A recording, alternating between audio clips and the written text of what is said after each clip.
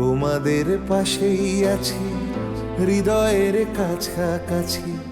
জীবনের পথ সোজা নয়, আশা নিয়ে নিত্য বাঁচি।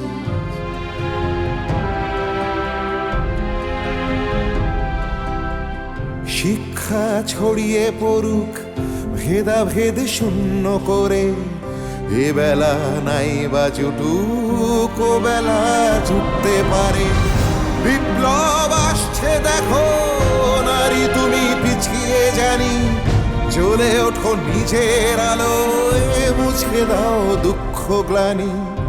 এভাবে আর থেকো না হাহাকার জড়িয়ে বুকে।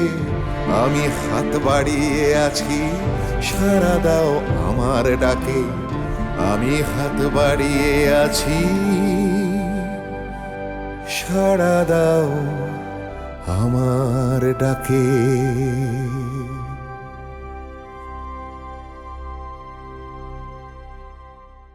সরকারের উপর মহল যদি জানতে পারে আপনার বিপ্লবী ভাইকে আপনি ছাড়াতে এসেছেন, তাহলে আপনার চাকরি থাকবে না।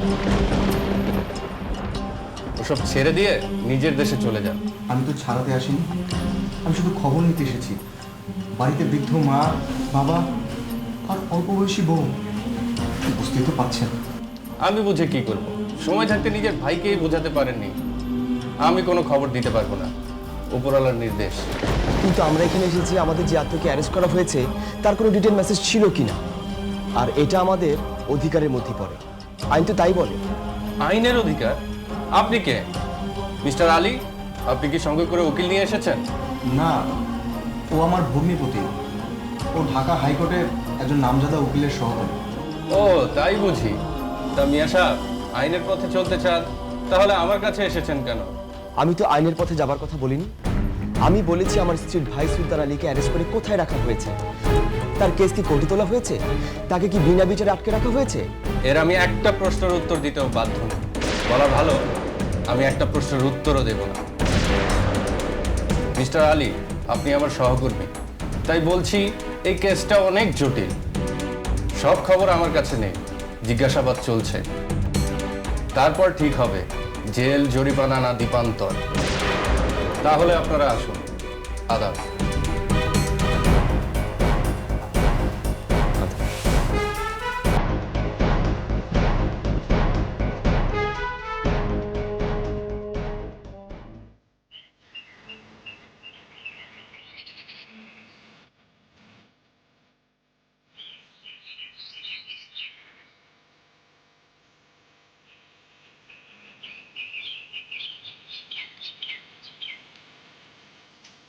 সোমনাথ, আরে মোহাম্মদ, এদিকে কোথায় গিয়েছিলে?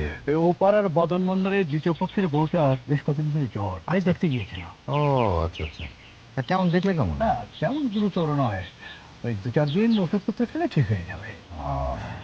আর ইয়ে, তোমার খবর কি বলো দিদি? কি আর খবর সোমনাথ, নতুন করে বলার কিছু নেই, মনে কোনো শান্তি পাই না। তা যা বলেছ, কবে যে একটু শান্তিতে ঘুমোতে পারবো, কিংবা বাকি জীবনে আদৌ পারবো কিনা তা একমাত্র ভগবানই জানে। নানান জনের নানান কথায় মনটা আরো ভেঙে যায়।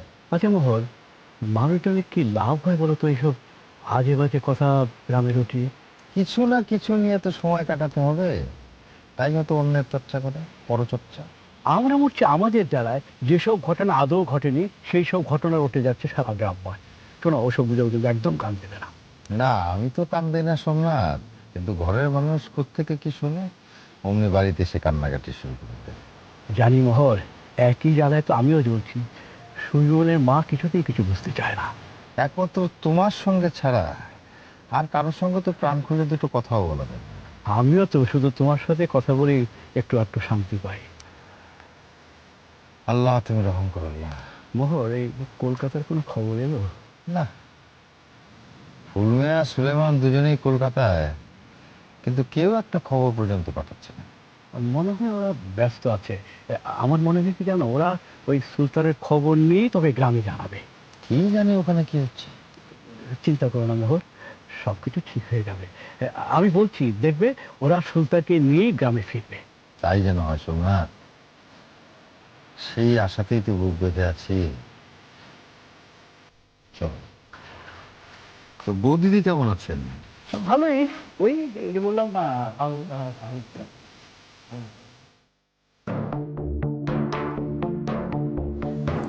সবই তো শুনুন, এবার এবার আপনি কিছু একটা করুন। সবই তো বুঝলাম। তো আমি আপনাদের জন্য কি উপকার করতে পারি? আপনার একটা ব্যবস্থা করতেই হবে হুজুর। আমরা খুবই উৎকণ্ঠার মধ্যে আছি। ঘরে বৃদ্ধ মা আর সদ্য বিবাহিত বউ। তা তো বুঝলাম, এটা তো আইনের ব্যাপার। আইন তো তার নিজস্ব গতিতে চলে, তাই না? হুজুর, আপনি দয়ালু, আপনি ইচ্ছা করলে সবই পারেন। আপনি আমাদের অবস্থাটা একবার বিবেচনা করুন। খুব মুশকিলে ফেললেন দেখি। এখন স্বদেশীদের ধরপাকড় চলছে। প্রমাণিত হয়ে গেলে নির্ঘাত যাবজ্জীবন, নয় দীপান্ত। আমাদের একটু দয়া করুন হুজুর। আমার ছোট ভাই স্বদেশী নয়, সে কখনোই রাজনীতি করেনি।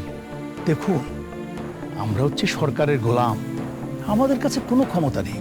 হুজুর, আপনার কাছে অনেক আশা করে এসেছিলাম। সুলতান ভাইয়ের সঙ্গে দেখাটা পর্যন্ত করতে দিচ্ছে না, কোনো রকম খবরও পাচ্ছি না। এত করে যখন বলছেন, তখন আমি চেষ্টা করে দেখব, কোনো খবরাখবর পেলে জানাবো। আপনার অনেক মেহেরবানি হুজুর।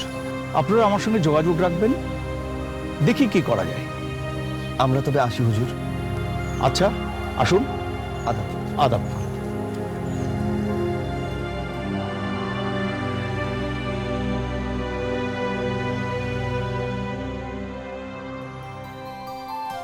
মা, এবারে তো আমাদের জামা কাপড় কিনে দিবে না?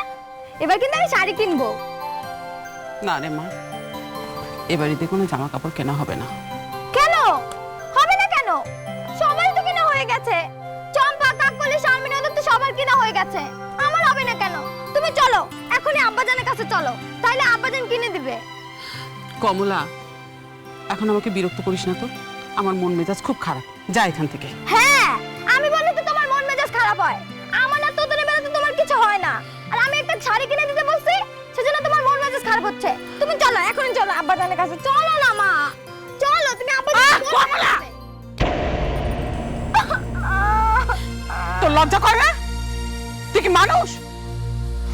যার ভাই জেলে পড়ে আছে, তার ঈদে নতুন জামা কাপড় পরতে হবে?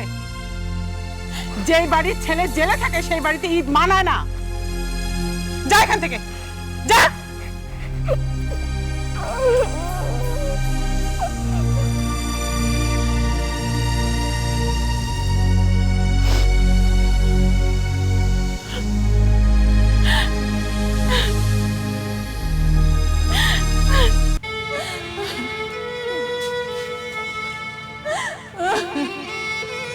আল্লাহ, তুমি কি সারা জীবন আমাদেরকে এইভাবেই কষ্ট দেবে? ঈদের দিনেও কি আমাদেরকে কেঁদে কেঁদে কাটাতে হবে? তুমি দয়া করো আল্লাহ, তুমি দয়া করো।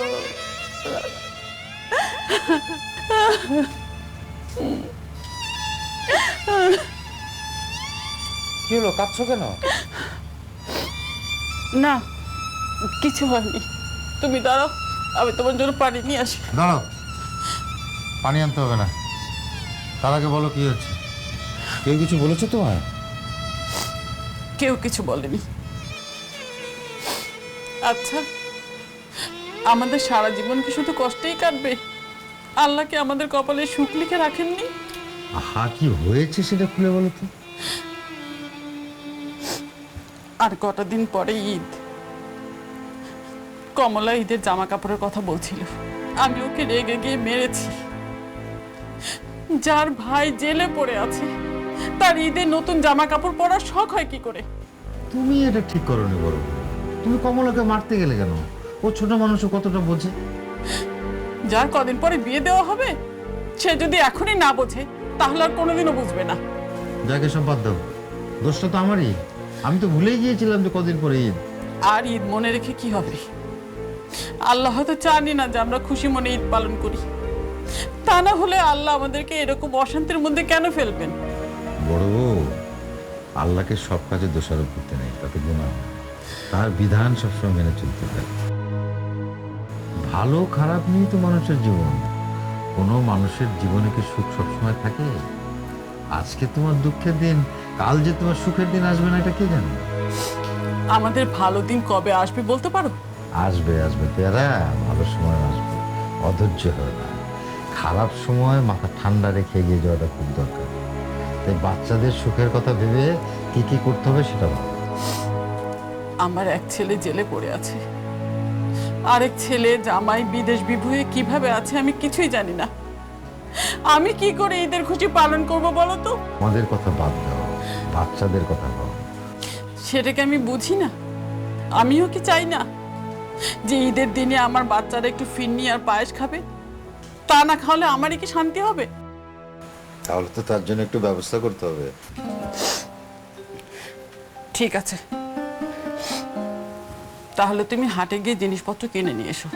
ও তাহলে তো আজই হাটবার, আজই হাটে যেতে হয়। তাহলে মোহনকে সঙ্গে নিয়ে যাই। হ্যাঁ তাই যাও, অত জিনিসপত্র তোমার একা আনতে কষ্ট হবে তো, মোহনবাসীর সঙ্গে গেলে ভালো হবে। কর্তা, ওই তো মোহন এসে গেছে। আমি তাহলে যাই, হাট থেকে ঘুরে আসি। হ্যাঁ যাও। আচ্ছা ওই কি কি যেন আনতে হবে? ওই তাঁতের বাড়ি থেকে বৌমাদের জন্য আর অন্তরার জন্য কাপড় নিয়ে এসো, আর বাচ্চাদের জন্য কাপড় চোপড় আর কিছু খাবার জিনিসপত্র নিয়ে এসো। আচ্ছা ঠিক আছে।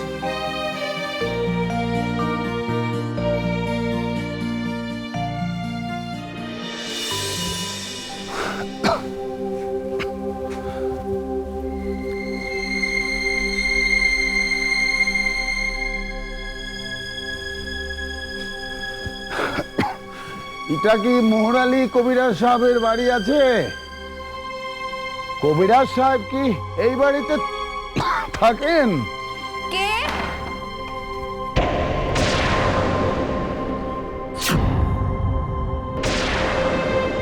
ওরে বাবা রে, কাবলিওয়ালা আম্মা!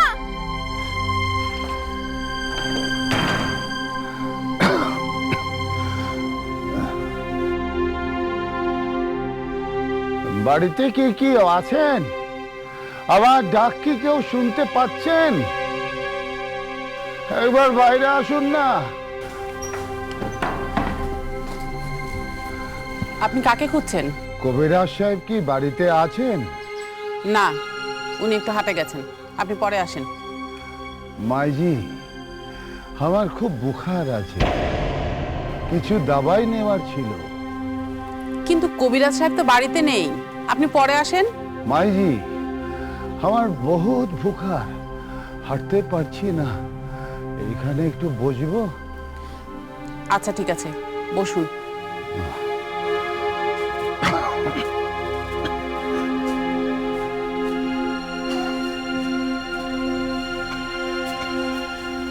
আম্মা একটু দিকে শোনো। মানা করো মা, মানা করো, ওনাকে বসতে দিও না, চলে যেতে বলো। এরকম একটা অসুস্থ লোক বলছে জ্বরে হাঁটতে পারছে না, তাকে আমি কি করে বলি চলে যেতে? মিথ্যে কথা মা, এসব মিথ্যে কথা। নিশ্চয়ই কোনো বদমতলব আছে। মাইজি, একটু পানি হবে? অন্তরা, যা তো এক গ্লাস পানি নিয়ে। তোমার কি মাথা খারাপ হয়ে গেছে মা? এই কাবলিওয়ালাটাকে তুমি পানি খাওয়াবে? কথা শুনে মনে হচ্ছে লোকটা সত্যিই খুব শরীর খারাপ। শরীর টরীর কিচ্ছু খারাপ না, এসব হচ্ছে ছল, এরা হচ্ছে হাড়ে বজ্জাত লোক। আচ্ছা দেখি না, তুই যা এক গ্লাস পানি নিয়ে যা।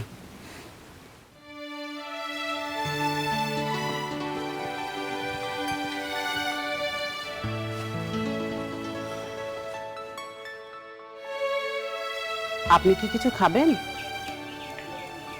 মাইজি, আমি বহুত দূর থেকে এসেছি, সারাদিন পেটে কোনো দানা পানি পড়ে না, বহুত ক্ষুধা লেগেছে। আচ্ছা ঠিক আছে, আপনি একটু বসুন, আমি আপনার জন্য কিছু খাবার নিয়ে আসছি।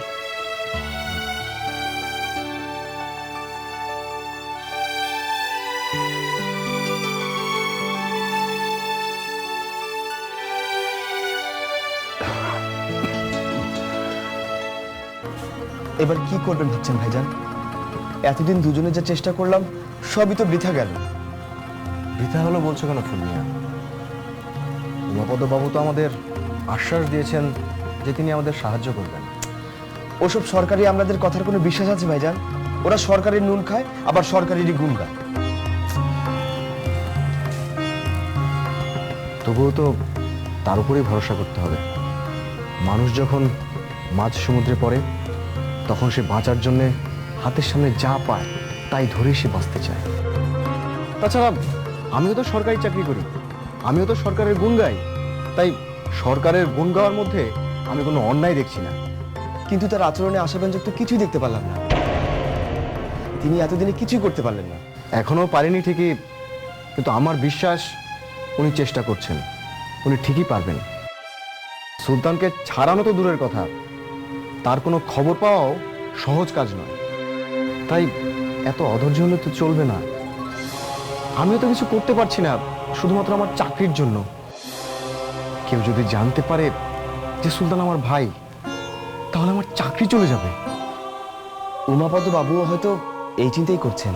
হতেই পারে। আর আর এই চিন্তা করা তো অন্যায় কিছু নয়।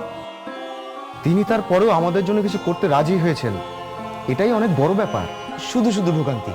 সুলতান ভাইয়ের মতো একজন ভালো মানুষকে মিথ্যে অভিযোগে। থামো তো। মিথ্যে অভিযোগ, মিথ্যে অভিযোগে পুলিশ কাউকে গ্রেফতার করে না। সুলতানের কাছে নিশ্চয়ই এমন কোনো জিনিস পেয়েছে যার জন্য পুলিশ সুলতানকে গ্রেফতার করেছে। আমি সুলতানকে পাখি পড়ানোর মতো কতবার বলেছি, সুলতান এসব ছাড়, এসব করে কোনো লাভ নেই। কিন্তু কিন্তু কে শুনবে কার কথা? কারণ আমি যে ব্রিটিশ সরকারের অধীনে চাকরি করি।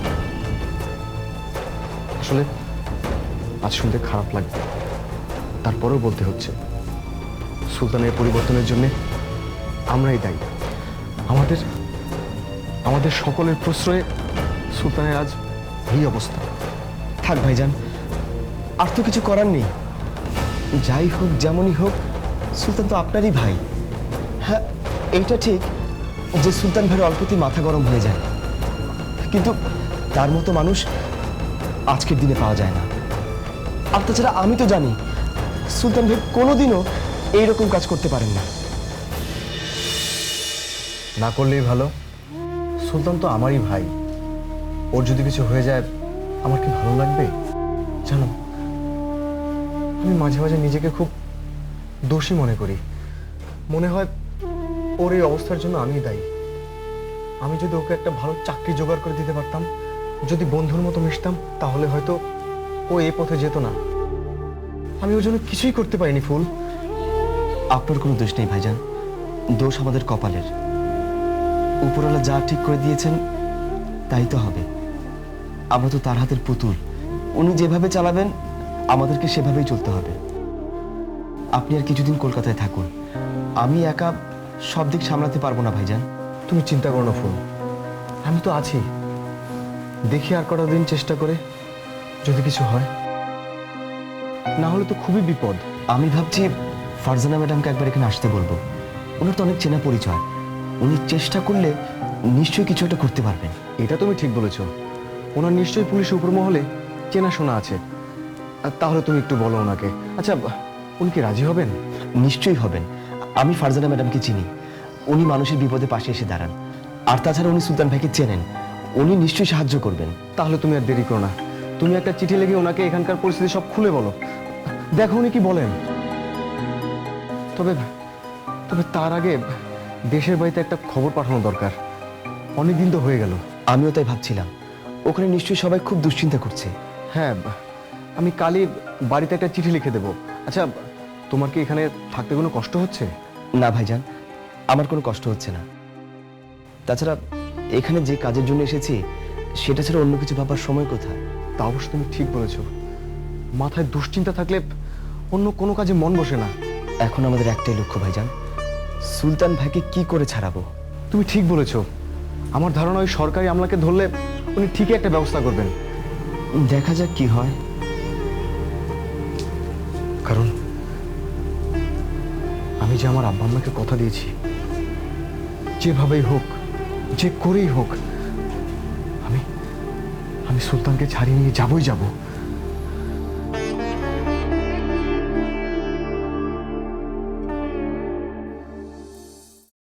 বাড়ির লোকজনদের মন মেজাজ ভালো না আম্মা।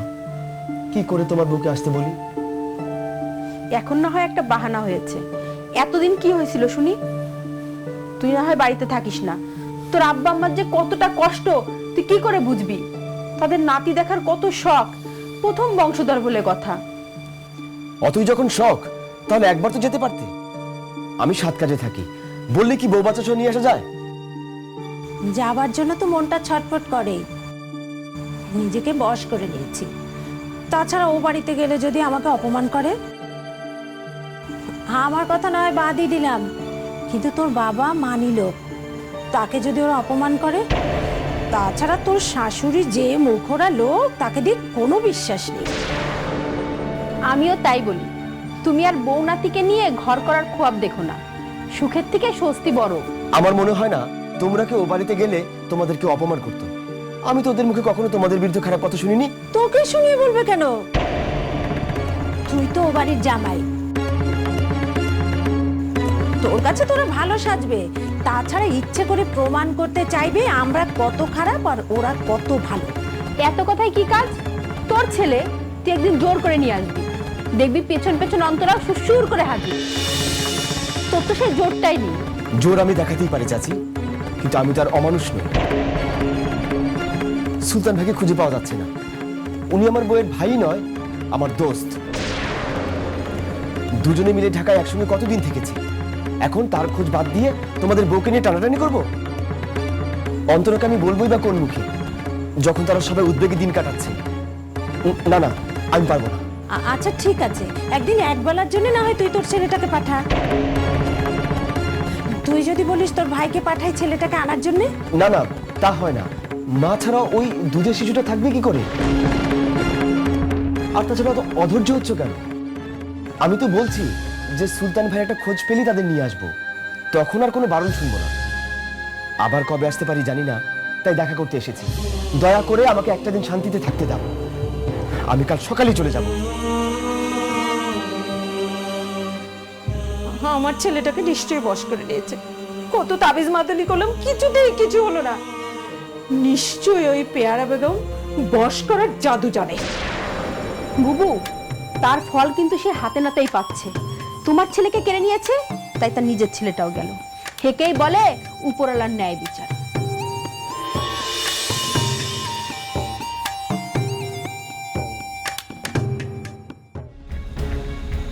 সুলতানের কি খবর বলো তো? ওর বাড়ির লোকের ওর ব্যাপারে কি ভাবছে? ওর বাড়ির লোকের একেবারে ভেঙে পড়ছে, বিশেষ করে ওর বউটা সুলতানের সুখে একেবারে পাথর হয়ে গেছে। তা তো হবেই। এরকম একটা দুঃসংবাদে কে আর নিজেকে ধরে রাখতে পারে বলো? আমি যে কেমন করে এরকম একটা ভুল করলাম, একটা ভুল মানুষকে যে কেন দায়িত্ব দিলাম, আমার মাথায় কিছু ঢুকছে না। কথা ভেবে আর লাগবে। দেখো ওর বাড়ির লোক খোঁজ খবর নিচ্ছে, শুনলাম ওর বড় ভাই সুলেমান ওর নাকি চেষ্টা করছে। আচ্ছা তোমরা কিছু করছো? কি ব্যাপার মল্লিক সাহেব, একেবারে সদল বলে এই গরিবখানায়? না না, শুনলাম তোমার বাড়িতে নাকি কাবলিওয়ালা এসেছে। ও তাই এই খবরটা নেওয়ার জন্য আপনি আবার কষ্ট করে আমার এখানে এলেন কেন?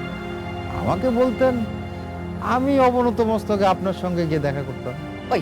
ওই শুনলেন শুনলেন, ওর যত তেরা বেকা কথা। বলি গায়ে যে কাবলিওয়ালাদের উৎপাতে বেঁচে থাকা দায় হচ্ছে, সে খবর জানো? জানি।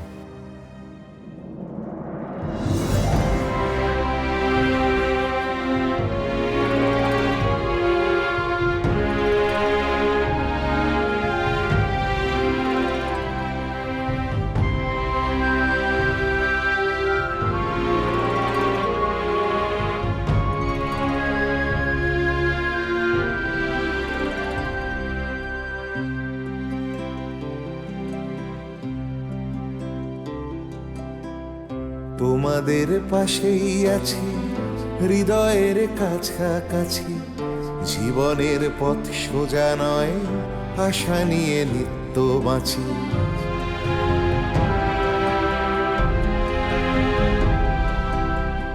তোমাদের পাশেই আছি, হৃদয়ের কাছাকাছি। জীবনের পথ সোজা নয়, আশা নিয়ে নিত্য বাঁচি।